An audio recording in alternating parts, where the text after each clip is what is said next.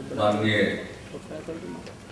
सूचना एवं प्रौद्योगिकी मंत्री श्री सरकार का आईटी डिपार्टमेंट भागीदार है। आप सब जानते हैं जब आईटी का प्रचलन सरकारी कार्यों में शुरू हुआ, क्योंकि आईटी के बारे में एक विचित्र धारणा उत्पन्न की गई थी और ये आमतौर पर ये कोशिश हुई थी कि भाई आईटी आम लोगों की चीज नहीं है, ये कुछ खास लोगों की चीज है, जो कि एक भ्रांति थी। समय बीतते बीतते आज ये बात पूरे देश में समय सीमा के अंदर कोई सेवा प्रदान करना चाहते हैं तो आईटी का सहारा लेना पड़ेगा। और आज इसी को ध्यान में रखते हुए आईटी का इस्तेमाल धीरे धीरे बढ़ता जा रहा है। पिछले 6 वर्षों में हमारे राज्य में भी इस बात पर जोर दिया गया। जब हमारी सरकार बनी थी 24 नवंबर 2005 को, तो उस समय के जो हालात थे उसके बारे में मैं कभी कभी कहा करता हूं कि सीएम सेक्रेटेरिएट में बाकी जगहों की बात तो छोड़ दीजिए, रेमिंगटन का पुराना टाइप मशीन और 2 साल के अंदर बिहार में ई गवर्नेंस के क्षेत्र में इतनी प्रगति हुई कि उसके बाद भारत सरकार को भी बिहार का काम पसंद आया और उसको राष्ट्रीय स्तर पर ई गवर्नेंस के लिए पुरस्कृत किया गया। तो हम शुरुआती दौर में पिछड़ जरूर गए, लेकिन अब जो सर्वश्रेष्ठ उपलब्ध है उसको हम अपनाना चाहते हैं और इसी नीति पर हम चल रहे हैं। कुछ काम तो देश भर में नहीं हो रहा, वो हमारे यहां हो रहा है। राइट टू इंफॉर्मेशन एक्ट की बात होती है, लेकिन आवेदन पत्र देने के लिए आईटी का सहारा पहली बार बिहार में लिया। जानकारी नाम तो हमारा काम है, यही मुख्यमंत्री सचिवालय में सचिव हैं चंचल कुमार जी बैठे हुए हैं। मुझको ऐसा लगता है कि जरूर इस कार्यशाला में भाग लें और भाग लेकर वो पूरी बात बताएं। मेरे पास उतना वक्त नहीं है कि मैं उनके एक एक शुरू से क्या हुआ उसके बारे में उसकी चर्चा करूं, लेकिन अब वो तो मुख्यमंत्री सचिवालय से उसका संचालन हुआ और 1 लाख कॉल हम लोगों ने ऐलान किया था कि जो 1 लाखवां कॉल करेगा हमारे जानकारी सेंटर पर उसको हम पुरस्कृत करेंगे। वो 1 लाखवां कॉल भी पूरा हो चुका है। तो एक जानकारी जिसके बारे में बाकी जगहों पर तो ऐसा लगता है कि लोग घबराते हैं कि ऐसा कर देंगे तो फिर क्या होगा, टेलीफोन से एप्लीकेशन फाइलिंग शुरू होगी, फिर उसकी प्रोसेसिंग लोगों को पहुंचाना। लेकिन बिहार जैसे पिछड़े राज्य में ये कर दिया गया, जहां काफी कुछ हमारे यहाँ आधारभूत संरचना की कमी,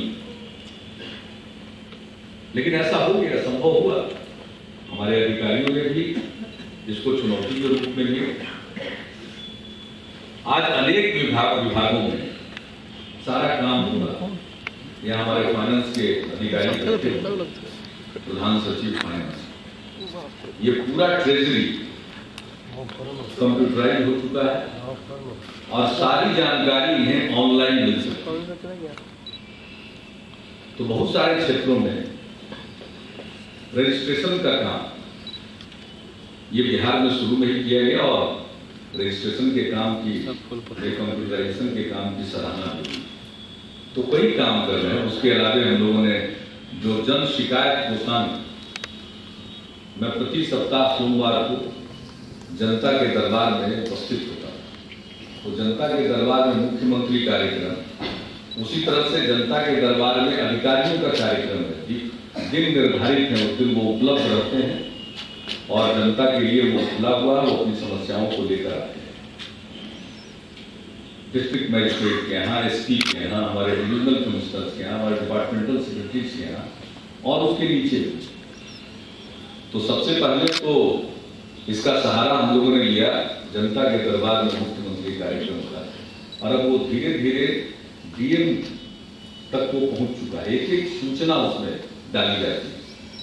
कब आपने एप्लीकेशन दिया, आपके शिकायत पर क्या कार्रवाई हुई, कहां वो भेजा गया है और आज की तारीख में उसका स्टेटस क्या है। ये पूरा का पूरा सिस्टम बिहार में लागू किया गया।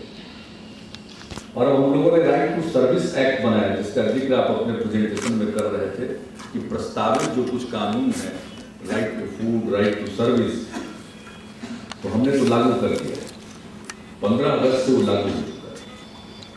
50 लाख से ज्यादा लोगों ने उसका फायदा उठाया। लेकिन हमने देखा कि 50 लाख लोगों में जो सबसे अधिक एप्लीकेशन पड़े वो हमारे यहाँ पड़े कास्ट सर्टिफिकेट के लिए, इनकम सर्टिफिकेट के लिए और रेजिडेंशियल सर्टिफिकेट के लिए। आवासीय प्रमाण पत्र, जाति प्रमाण पत्र और आय प्रमाण पत्र।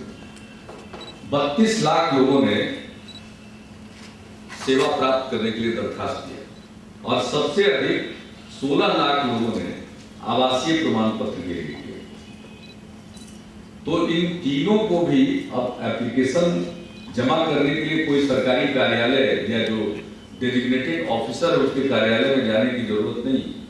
1 दिसंबर से हम लोगों ने लागू किया, वो ऑनलाइन अब वो फाइल कर सकते हैं। तो ये राइट टू सर्विस एक्ट जो हमारा है उसमें भी इसका इस्तेमाल हमने शुरू किया। तो right to information act, public grievance redressal के लिए और राइट टू सर्विस के लिए, ये 3 इनिशिएटिव हमारे यहाँ को लिए जाए। और ठीक ही कहा अभी वेदाश्री जी ने कि बिहार के लोग तो बहुत बड़ी संख्या में हैं इस क्षेत्र में। देश के किसी भी कॉलेज में अगर ये जाते होंगे कैंपस सिलेक्शन करने के लिए तो इनका तजुर्बा होगा। देश भर में शायद ही कोई ऐसा कॉलेज होगा, इंजीनियरिंग कॉलेज होगा या कोई प्रोफेशनल कॉलेज होगा जिसमें अच्छी खासी संख्या में बिहार के लोग पढ़ते हुए उनको नहीं। वो लोगों की तो कमी। अगर वो पटना में काम करना चाहे तो उन जगहों से भी सस्ता पड़ेगा। तो आपने कहा कि आप रोड शो करिए, तो ये जो वर्कशॉप कर रहे हैं इसी को रोड शो मान लीजिए और हमारी तरफ से आप ही प्रतिनिधित्व करके लोगों को बताइए, सब चीज उपलब्ध है। हमने आईटी सेक्टर के लिए जगह जगह जमीन भी आइडेंटिफाई करके रखी, सॉफ्टवेयर हो या हार्डवेयर। तो लोग आना चाहेंगे, उनका स्वागत है। और किसी भी काम को करने के लिए अगर कोई सुविधा प्रदान करना चाहते हैं तो उसके लिए पॉलिसी होनी चाहिए। तो जिसका जिक्र आप लोगों ने किया, इस साल हमने आईसीटी पॉलिसी भी बना लिया, उसको लागू कर दिया। जो लोग भी यहाँ काम करना चाहेंगे उनको कई प्रकार की सहूलियतें हम देंगे और केंद्र की सहूलियतें उसके अतिरिक्त उन्हें प्राप्त होंगी। तो ये तो मुफीद जगह, उपयुक्त जगह इन्वेस्टमेंट कीजिए और किसी को 24 घंटे में कभी भी निकलना हो और लौटना हो तो कोई समस्या नहीं हो। इतना भर हम आपको आश्वस्त कर देना चाहते हैं। अब ये वो बिहार नहीं है जहाँ शाम होने के बाद पटना में भी सन्नाटा पसरता था। आज जाइए बिहार के किसी हिस्से में तो आपको चहल पहल मिलेगी देर शाम तक। अब किसी के मन में डर नहीं, इसलिए कानून व्यवस्था की स्थिति ठीक है, माहौल अच्छा है, यहाँ के लोग अच्छे हैं, यहाँ का वातावरण अच्छा है, लेकिन मन को आपको बनाना पड़ेगा। जहां तक ई गवर्नेंस का सवाल है तो मैं इसको बराबर कहता हूं, गुड गवर्नेंस के लिए ई गवर्नेंस का होना बड़ा जरूरी है। कोई जरूरी नहीं है कि ई गवर्नेंस से ही गुड गवर्नेंस आएगा। सुशासन के लिए बहुत कुछ चीजों की जरूरत होती है, लेकिन सुशासन की नीतियों को और कार्यक्रमों को धरती पर उतारने के लिए, लागू करने के लिए आईटी का इस्तेमाल बहुत ही उपयोगी साबित होता है और हम लोगों ने हर जगह इसका इस्तेमाल किया। अब कॉमन सर्विस सेंटर नीचे चला गया, हमारे मंत्री जी ने उसके बारे में कुछ समस्याएं रखी, ये हमारी चिंता का विषय है। उनका इस्तेमाल ज्यादा से ज्यादा होना चाहिए। कैसे इस्तेमाल होगा इस विषय पर भी हमारे अधिकारी भी सोच रहे हैं, आप भी कुछ सलाह दें। अधिक से अधिक उनकी सेवाएं दी जानी चाहिए, क्योंकि कोई भी व्यक्ति कोई काम करता है तो ये जरूर सोचता है कि इस काम से मुझे कुछ मिले, मुनाफा हो।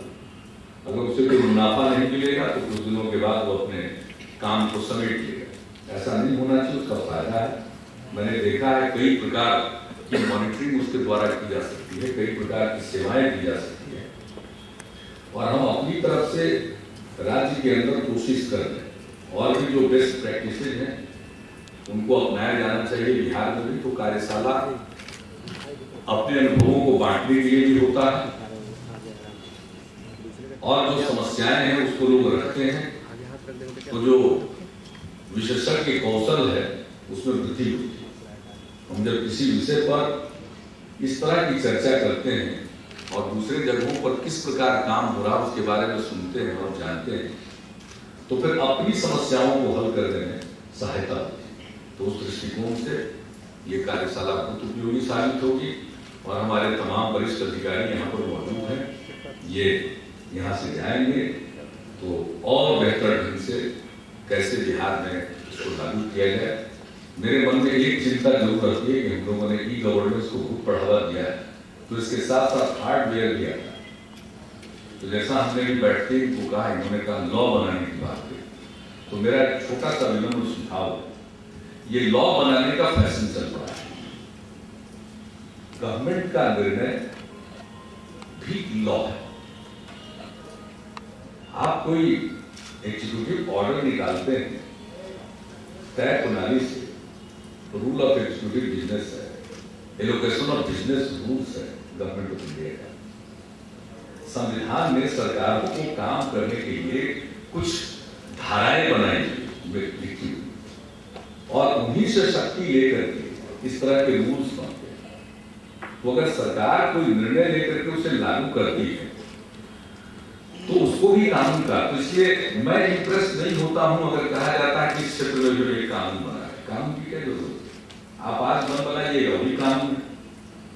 सरकार अगर निर्णय लेगी वही कानून है, वही तय होगा कि यही लागू करना। लोकतंत्र में सरकार बनती है इसलिए, जनता वोट डालती है, जिसको बहुमत मिलता है उसको पॉलिसी बनाने का अधिकार, वो एक मैनिफेस्टो लेकर जनता के बीच में जाता है। और जब सरकार बनती है तो उनके सरकार के अपने कार्यक्रम होते हैं और उसको लागू करने का मैंडेट है, इसी को मैंडेट कहा जाता है। और जब वो लागू करेगी तो मैं समझता हूं कि जहां कमी हो वहां पर कानून बने, लेकिन जहां सरकार किसी चीज को लागू करने में सक्षम है तो लागू कर देना चाहिए। कानून का इंतजार क्यों करते? जितना प्रतिशत काम करवाने की इच्छा हो, हाँ, निर्देश निकालने के साथ साथ, निर्णय लेने के साथ साथ उसके सभी पहलुओं को समझ लेना चाहिए। इसमें कितने रिसोर्सेज लगेंगे, पैसा कितना लगेगा वो भी, और ह्यूमन रिसोर्सेज की कितनी जरूरत है, उसके लिए और क्या किया जाना चाहिए, ये बात तय कर लेनी चाहिए और उसके बाद किसी चीज को लागू करना चाहिए। और दूसरी बात है, अगर किसी चीज को प्रमोट करना है तो लोगों को इंसेंटिव देना चाहिए, जो सरकारें करती हैं, समझो जरूरी। लेकिन ये सब कुछ करते हुए धीरे धीरे हमारे यहाँ तो हार्डवेयर का भी एक जखीरा बनता चला जा रहा है, कितना पूरा। कभी ये भी सोचना चाहिए कि जो ई वेस्ट है, इलेक्ट्रॉनिक वेस्ट है, उसको उसका डिस्पोजल कैसे करें, ये भी कभी कभी सोचना चाहिए। ये जितनी कंपनियां हैं रोज नया नया ब्रांड लाती है, तो मोबाइल तो अभी कुछ हद तक खपता चला जाता है कि ऊपर से वो छोड़ते हैं तो सस्ते दाम पर दूसरे को मिलता है, तीसरे को मिलता है, चौथे को मिलता है, क्योंकि अभी तो और मोबाइल सस्ते भी होते चले जा रहे हैं। अब मोबाइल का इस्तेमाल तो सब लोग करने लगे, गांव देहात से लोग मोबाइल रखते हैं, बाहर काम करते हैं और आपस में मोबाइल से बात करते हैं। अभी कुछ ही दिन पहले की बात है, सरकारी आवास में खुली जगह तो अचानक हमारे साथ कुछ लोग थे, कोई चर्चा हो रही थी, कोई डिस्कशन हो रहा, तो अचानक एक तीसरी आवाज है। मेरी आवाज कहां से आई? तो बगल में घूम के देखा कि साहब जो व्यक्ति गार्डन में पटवन का काम कर रहा था वो मोबाइल से बात कर, एक हाथ में पटवन का पाइप रखे हुए है, दूसरे हाथ से मोबाइल बात कर रहा। फिर उसको हमने गौर से देखा, पानी का इस्तेमाल कर रहा, फिर उसको बहुत अच्छे ढंग से उसने लपेट करके अंदर रखा। तो मोबाइल का इस्तेमाल इस तरह से हो रहा है। तो चलिए मोबाइल में तो धीरे धीरे कंप्यूटर रोज एक स्टेज आगे हम बढ़ रहे हैं, तो जो पुराना है वो तो वेस्ट हो रहा है। हमने सुना है कि पश्चिम के मुल्कों में जो वेस्ट होता है वो जाए दूसरी जगहों पर, हम कहां मिले। तो साथ साथ इस समस्या के बारे में सोचना चाहिए। उसके लिए भी जब भी कोई अब आप कानून ही बना रहे हैं तो कानून में इसको बनाइएगा, तो हमारे कहने से थोड़ी है कि नहीं बनाइएगा। तो आपके मंत्री की भी इच्छा होगी, सरकार की इच्छा होगी, बने, उसको कोई एतराज नहीं। मैंने तो यूं ही मांगे एक सलाह दे दी कि उसके बिना भी आप काम कर सकते हैं, लेकिन वही बनाना चाहते तो बनाए, लेकिन जब बनाते हैं तो उसके बारे में इसके बारे में कुछ प्रावधान करें। ये जो इलेक्ट्रॉनिक वेस्ट है उसका मैनेजमेंट कैसे करें, क्योंकि वरना इस प्रकार का वो और जो इलेक्ट्रॉनिक कचरा है वो हमें और तंग कर सकता है। उसका कोई इस्तेमाल दोबारा हो सकता है, नहीं हो सकता है। यदि इस पक्ष को मैंने यूं ही फ्लैग कर दिया इस सवाल को कि आप इस बात को हम कर रहे हैं, इसके विकास पर ध्यान दे रहे हैं, इसके अधिकाधिक प्रयोग पर हम जोर दे रहे हैं, इसको प्रोत्साहित कर रहे हैं और इसके लाभ को गिना रहे हैं, तो ज्यादा से ज्यादा लोग इसको अपनाएंगे।